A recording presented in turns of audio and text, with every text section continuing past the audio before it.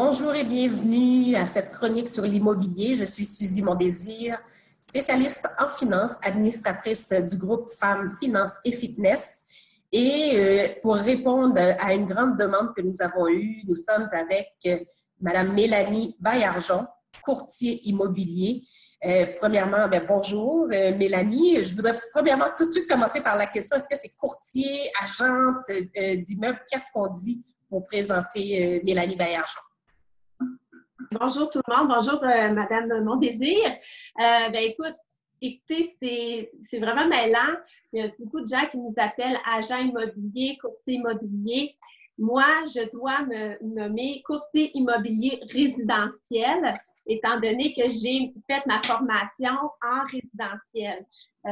Auparavant, la formation courtier immobilier était différente et lorsque les gens faisaient leur formation, souvent, tout dépendant des années à laquelle ils ont fait la formation, des fois, ils se retrouvaient avec les formations, des accréditations en commercial et résidentiel, mais maintenant, il faut vraiment spécifier. Donc, moi, j'ai une accréditation en résidentiel. Voilà. En courtier immobilier résidentiel. Courtier immobilier résidentiel. Alors, merci beaucoup. Donc, aujourd'hui, ce qu'on souhaite, c'est un 30 minutes pour faire une mise à jour de la présentation d'une présentation antérieure que nous avons réalisée et qui a suscité beaucoup d'intérêt. Donc, les choses évoluent vraiment très, très, très rapidement. Donc, il est de mise de faire cette mise à jour. Donc, on va répondre aussi aux différentes questions. On en a noté 7 questions, entre autres, que les gens ont posées sur la page Femmes Finance Fitness. Donc, on va, au cours de cette présentation, répondre à ces différentes questions et aussi terminer avec quelques pistes de réflexion. Alors, qui est Mélanie Baillargeon? Alors, je suis native de Québec. J'habite présentement à la Rive-Sud de Montréal.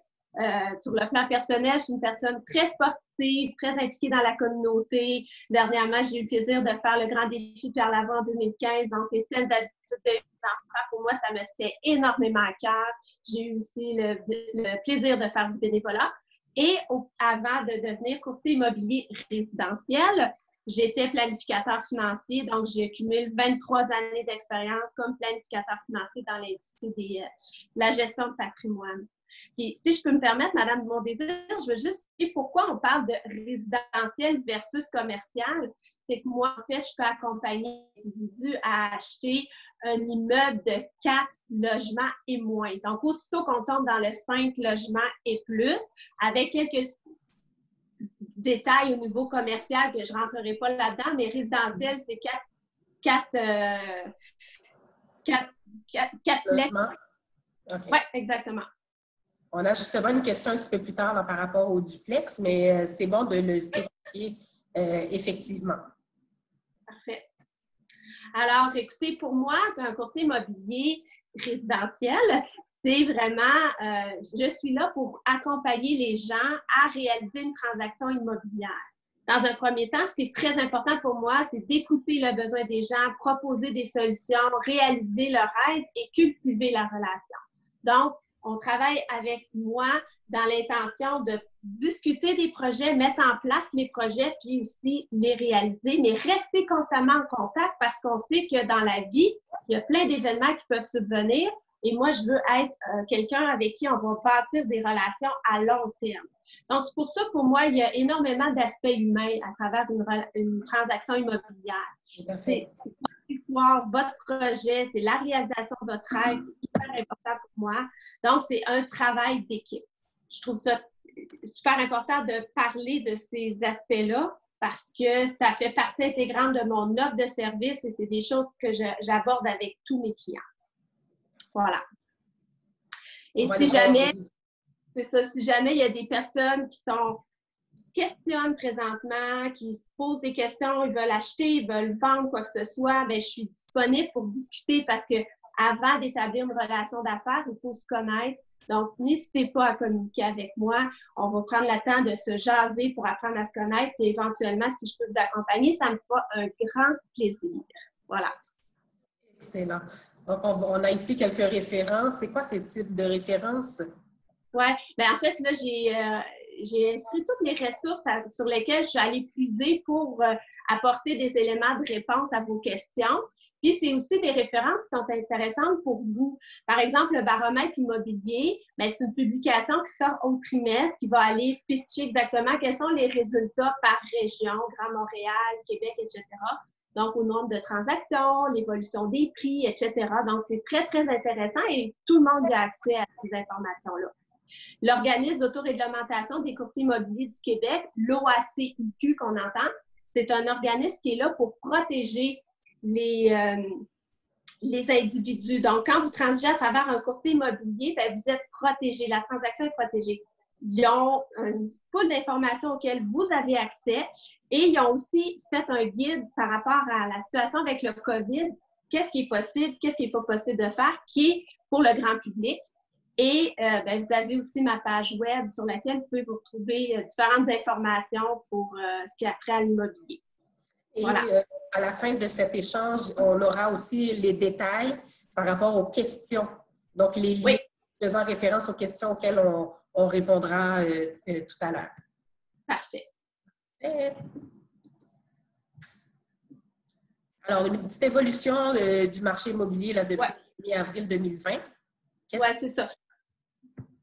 Rapidement, en fait, depuis le 1er avril 2020, on s'entend qu'il n'y a pas énormément d'activités immobilières, étant donné qu'on est très limité. Je vais faire une mise à jour, mais c'est un tableau qui indique, en fait, de façon cumulative par jour, combien de transactions, de nouvelles inscriptions. Puis dans notre jargon, nouvelles inscriptions, c'est de nouvelles propriétés à vendre. Donc, en bleu foncé, vous avez celle de cette année, en bleu pâle, celle de l'année dernière. Donc, on n'a pas besoin d'expliquer longuement pourquoi il y a autant d'écarts. On sait très bien que le Québec est en pause et nous sommes encore en pause parce que les courtiers immobiliers ne constituent pas être un travail essentiel encore. Fait que ça montre les nouvelles inscriptions. Puis la suivante, ça montre l'évolution des ventes cumulatives. Donc, celle qui est juste avant, c'est ça. Ça, c'est les ventes qui se sont réalisées au courant du mois d'avril parce qu'on s'entend qu'une transaction immobilière, c'est quelque chose qui peut s'étirer sur plusieurs mois. Parce que si quelqu'un avait fait une promesse d'achat conditionnelle à ce que ça soit pris, pas conditionnelle, mais en fait que toutes les réalisations des conditions ont été faites, mais que la personne prenait possession de la propriété en avril, c'est considéré comme une vente en avril, on s'entend. Donc, c'est pour ça qu'on voit qu'il y a quand même de l'activité, mais c'est très, très faible si on compare à l'année dernière. Donc, il y a quand même des situations où est-ce que c'est possible d'acheter ou c'est possible de vendre. Les questions que j'ai eues directement concernent les personnes qui sont, par exemple, soit évincées d'un appartement et qui doivent absolument acheter ou des gens qui ont vendu mais qui n'ont pas eu l'opportunité d'acheter. Donc, ces cas-là, je pense que sont quand même très, très, très importants à traiter. Oui, exactement. Surtout qu'il y a eu des changements importants. Des changements importants à partir du 20 avril, puis on va en faire état dans quelques minutes. Parfait. Donc, puis ici, j'ai mis différents indicateurs économiques parce que tout au long de la situation, depuis que le Québec est en pause, depuis le 15 mars, il y a eu beaucoup de trucs qui se sont mis sur le marché pour aider les gens à les supporter dans leurs transactions. Par exemple, il y a eu 3 baisses consécutives de taux d'intérêt.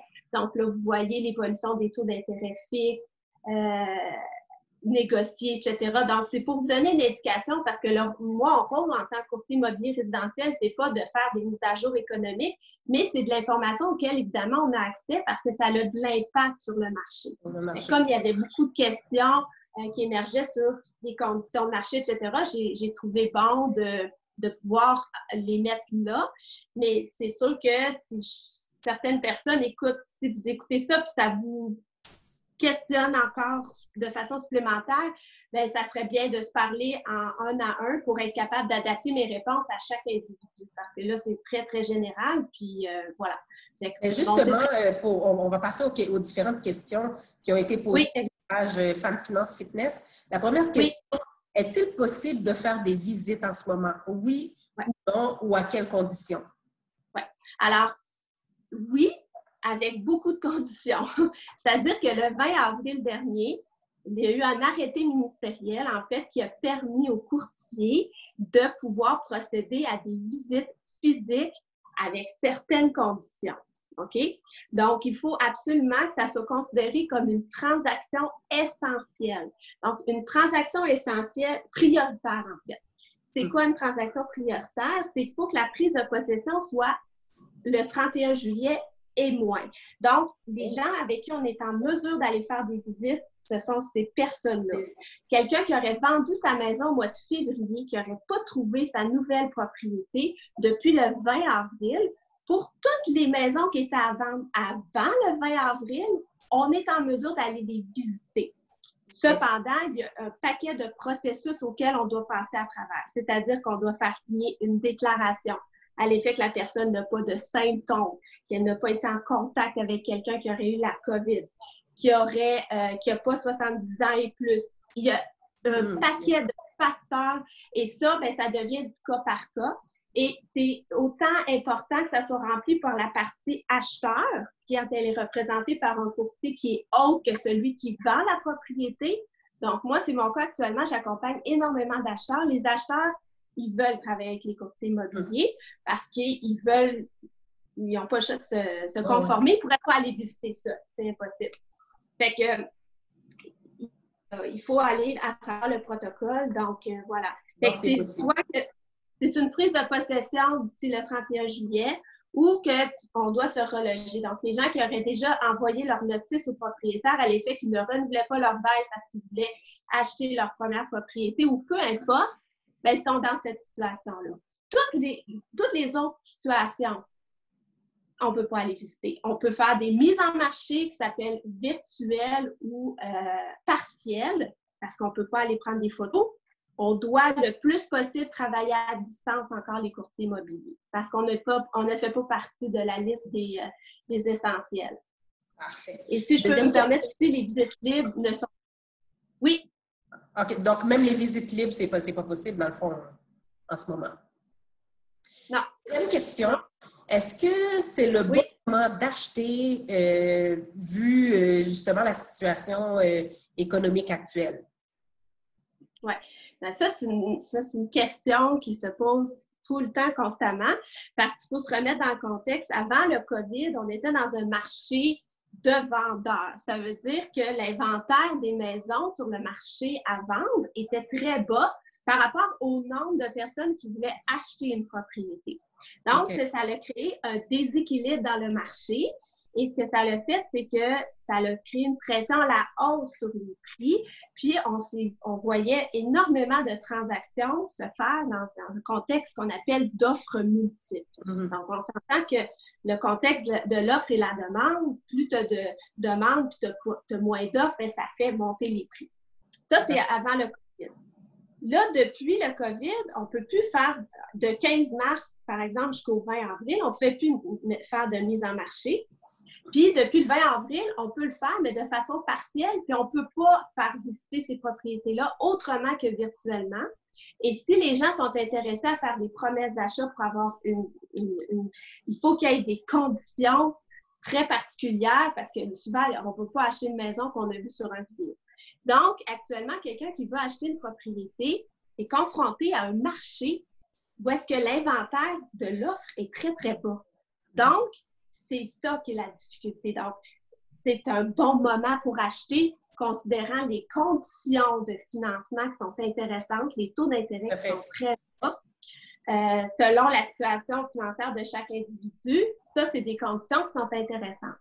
C'était justement le lien par rapport à l'autre question qui... est-ce que c'est mieux d'attendre d'acheter les taux? Est-ce que les taux directeurs vont baisser? Donc, c'est le même lien.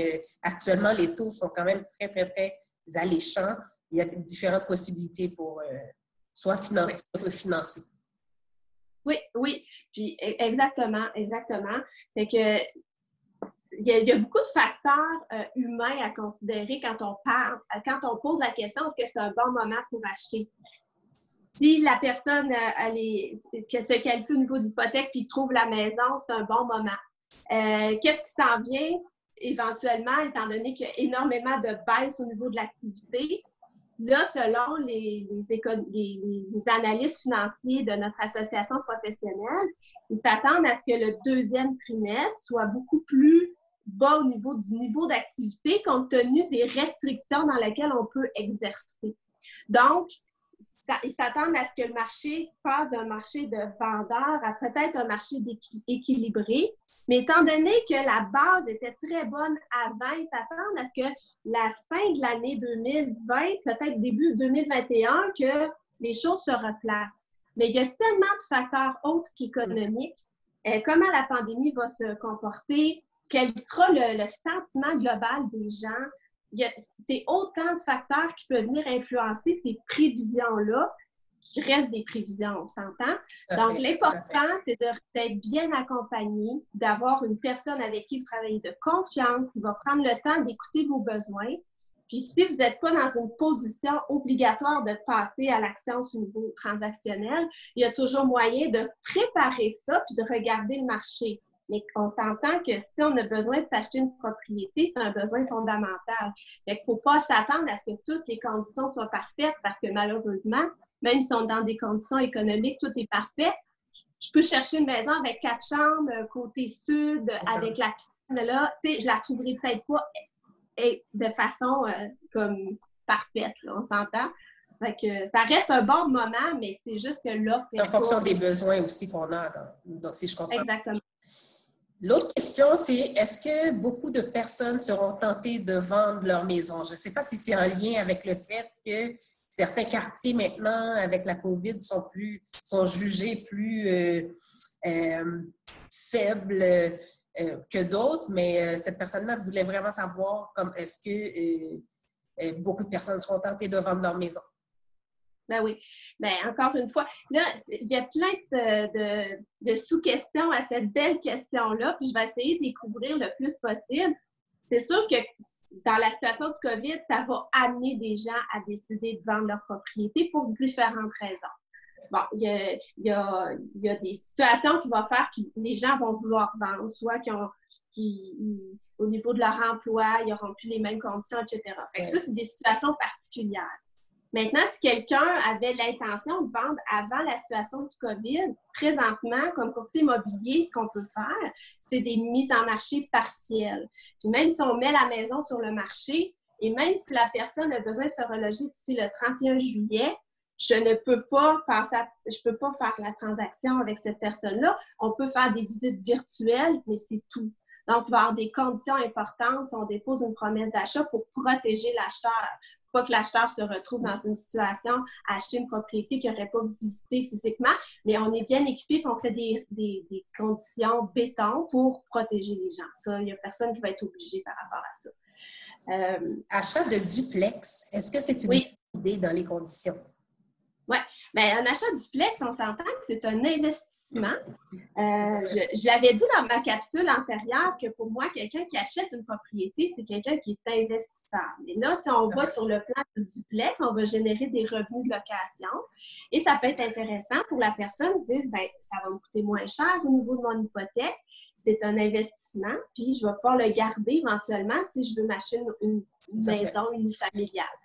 Donc, encore une fois, je reviens toujours aux besoins parce que c'est ça la clé. C'est que c'est les gens qui veulent investir pour acheter un duplex. C'est une excellente idée. Il faut encore là savoir dans quoi on s'embarque. Donc, d'être bien accompagné par un courtier qui va l'aider justement, comme premier achat, est-ce que c'est un bon investissement comme premier achat? Ouais. Ben, oui, ça peut l'être parce que la personne va se retrouver à avoir une valeur qui va être plus importante puis qui va pouvoir conserver par la suite pour générer des revenus. Fait que ça va commencer à constituer son patrimoine, ça va être complémentaire à ses REER, son CELI, etc. Donc, ça va venir diversifier son portefeuille, si on peut dire. Donc, oui, ça peut être une très bonne... Puis, au niveau de la capacité de payer, étant donné qu'il y a des revenus de location, mais ça peut aider les gens à pouvoir accéder à... Ça vient diminuer le poids financier à supporter, surtout dans le cadre d'un premier achat. Justement, dans le fond, ça devrait pratiquement être toujours un avenue à considérer quand on pense qu'on achète seul ou qu'on achète pour la première fois. Faire face au poids financier, ça peut être quand même très intéressant à considérer. L'autre... Ouais. Puis aussi, si la personne veut l'habiter, et ou à être carrément gardé comme investissement. Il y a des conditions différentes au niveau du financement hypothécaire que cette personne-là. C'est pour ça qu'on travaille en collaboration avec des courtiers hypothécaires, le conseiller du client à ce moment-là. Voilà. Parfait. L'autre question concerne les rapports d'inspection. On sait que présentement, on évite d'avoir des gens chez soi. Et quand la condition de financement, c'est le rapport d'inspection, bien, quant à moi, je pense que le rapport d'inspection devrait se faire de toutes les façons. Mais comment ça fonctionne maintenant? Oui. Ça fonctionne exactement comme avant, mais je vais vous l'expliquer un petit peu plus en détail. Quand on dépose une promesse d'achat, il y a toujours des conditions. Donc, dans la première étape, c'est de dire, bon, bien, moi, comme courtier immobilier, je vais toujours recommander très fortement à ce que mon client fasse une inspection de la propriété par un inspecteur reconnu par une association professionnelle, puis une assurance responsabilité, etc. Donc, l'acheteur, il va désigner lui-même son inspecteur pour pouvoir ça. Donc, ça constitue être une condition. S'il y a une acceptation de la promesse d'achat, ça ne veut pas dire que la maison est vendue. Il faut faire l'inspection. Présentement, les inspecteurs, ça c'est là qu'on vient à répondre pour présentement, ils peuvent aller inspecter selon leur offre professionnelle. Il y a 2 offres professionnelles, puis ils ont leurs règles. Okay. Donc, ils peuvent y aller. Est-ce que vous avez une question? Non. OK. Ils peuvent y aller, mais il faut qu'ils respectent les mêmes règles de distanciation. Normalement, quand on n'est pas dans le COVID et tout, les courtiers de l'acheteur et les acheteurs sont là. Souvent, le courtier du vendeur est là parce que, dans le fond, cette personne-là est engagée par l'acheteur, on s'entend. Mais là, on ne peut pas le suivre partout. Fait qu'il y a des règles très, très strictes auxquelles ils doivent répondre. Fait à ce moment-là, quand c'est pour une transaction prioritaire, ils peuvent y aller. Mais si c'est une transaction qui n'est pas prioritaire, ils ne peuvent pas y aller. Si c'est une maison mise en vente depuis le 20 avril, ils ne peuvent pas y aller. Donc, c'est ça qui fait que ça ralentit. Donc, il y a des clauses à cet effet-là qui sont déposées. Mais je vous dirais que ce matin, j'ai appelé un inspecteur que je connais. J'ai posé la question comment ça fonctionne. Il dit, écoute, les gens qui avaient acheté, genre le 2 mars, ils n'ont peut-être pas eu le temps de faire inspecter. Puis là, tout a été mis sur pause. Là, ces gens-là, ils veulent avoir le rapport d'inspection pour finaliser la transaction parce que les conditions n'ont pas été réalisées et ils ont été reportés dans le temps. C'est ça qui se passe présentement. Et c'est ceux-là qui sont prioritaires. Voilà. Parfait. La dernière question, c'est quelle stratégie pour les taux d'intérêt variables, fermés dans un contexte de renouvellement ou dans un contexte d'achat? C'est sûr que c'est une question de profil, mais qu'en pense la spécialiste? Oui, c'est ça. Mais en fait, je ne suis pas une spécialiste d'hypothèque, mais par mon passé, j'ai quand même aidé les gens là-dessus. Puis présentement, comme j'ai le chapeau de courtier immobilier résidentiel, il faut que je respecte ma mission. Maintenant, moi, si un client m'appelle et me dit « Écoute, qu'est-ce que je fais par rapport à mon renouvellement, etc. », bien, c'est sûr que je leur réfère à son conseiller qui connaît sa situation globale. Parce que moi, je travaille en collaboration avec ces gens-là. Comme j'ai été planificateur financier, je trouve que c'est super intéressant pour ces professionnels-là de travailler en synergie avec les courtiers. Parce que moi, mon mandat, c'est de les accompagner à ce que la transaction se passe bien, puis les accompagner. Quand arrivent des questions comme ça qui sont très, très pertinentes, c'est tellement du cas par cas. Je sais qu'il y en a qui n'aimeront pas la réponse, mais c'est vrai. Il y a des gens qui n'ont pas de tolérance aux fluctuations de marché. Mais présentement, les taux sont tellement bas, les deux. Mais c'est vraiment une question personnelle parce que c'est très personnel. Donc, ça dépend vraiment de son profil. Certaines personnes vont rechercher un montant moins élevé périodiquement à payer, alors que ce n'est pas le fondement nécessairement du produit. Donc, c'est vraiment extrêmement important de parler à un conseiller, de voir différents scénarios, de comprendre les impacts, puis de bien penser à comment on réagirait, par exemple, si notre paiement hypothécaire doublait d'une période à l'autre, comment on se sentirait, voir le long terme, ceux qui sont en location, ceux qui ont des immeubles locatifs, ça peut être différent. Propriétaire occupant, c'est quelque chose d'autre également. Le couple aussi, des fois, dans le couple, on a chacun notre profil d'investisseur, mais ensemble, le profil peut être un petit peu plus agressif, plus risqué. Donc, ça vaut la peine d'en discuter avec quelqu'un. Oui, c'est ça. Puis il y a aussi si on prend un taux variable versus fermé, puis on viendrait qu'à devoir vendre la propriété en cours de terme, il y a des institutions financières qui vont charger des pénalités, il y en a. C'est des bonnes questions, mais qui méritent d'être répondues sur le plan individuel. Vraiment. Tout à fait. Bien, merci beaucoup. On a fait le tour des questions. Je sais qu'on voulait partager l'écran à nouveau. Je peux partager à nouveau. Mais je pense que ça fait quand même, ça donne quand même un beau portrait hein, de ce que les gens voulaient couvrir. Je sens que plus on va approcher du 1er juillet, plus les questions vont être encore plus ciblées sur qu'est-ce qu'on fait, comment on peut survivre à la situation actuelle et se loger, puis être bien. Je crains, moi, pour certaines questions que j'ai vues passer, que les gens acceptent de prendre n'importe quelle propriété sans considérer le long terme à cause justement qu'on se sent coincé en ce moment. Mm-hmm. Oui, c'est pour ça que j'ai... Ouais, allez-y. Les pistes de réflexion. Oui. Ben, en fait, ce que je voulais faire avec cette piste, en fait, les pistes de réflexion pour moi, là, c'est d'un petit peu sortir de la situation puis de le regarder à vol d'oiseau. Parce que, oui, là, c'est sûr qu'on parle dans le domaine de l'immobilier, mais en fait, qu'est-ce qu'on vit présentement? C'est une crise sanitaire, puis ça engendre énormément d'incertitudes, de stress, d'anxiété. Puis à chaque personne, tout dépendant du type de personne qu'on est, on va vivre ça de différentes façons. Donc, c'est important de rester, de considérer tous ces facteurs humains-là parce que ça vient s'ajouter à cette situation-là. Donc, et ça peut aussi engendrer des décisions. Quand on vit quelque chose de stressant, des fois, on peut dire « Wow, finalement, à ma maison, j'ai peut-être besoin de quelque chose de plus petit ou je vais aller m'acheter ma première propriété. » Il y a plein de choses, là. Je suis convaincue que chacune d'entre nous, on revoit notre vie, pas juste par rapport à l'immobilier, mais par rapport à plein de choses. On pense au milieu du travail. Le télétravail va peut-être devenir une normalité plus acceptée chez les employeurs. Là, je m'avance, mais je pense que c'est ça aussi que le COVID est en train de faire. Donc, c'est ça que je vous propose. Donc, c'est une invitation à faire que je vous fais, en fait, c'est que si vous vous questionnez, puis que si vous n'êtes pas actuellement en train de travailler avec un courtier immobilier, bien, vous pouvez en discuter avec moi, considérant votre besoin immobilier. Ça va me faire un grand plaisir parce que l'histoire au niveau de quelque chose qu'on ne contrôle pas. Je ne sais pas quand est-ce que les autorités vont nous faire avoir une pratique plus normale. Il faut composer avec ça. Donc, c'est encore plus important de travailler avec quelqu'un qui va vraiment prendre le temps de vous accompagner étape par étape. C'est pour ça que dans la première présentation que j'avais faite, j'avais dit on reste actif. Présentement, je travaille de façon active avec des clients, mais tout en restant sécuritaire de chez moi puis en respectant les règles que j'ai voulu vous partager.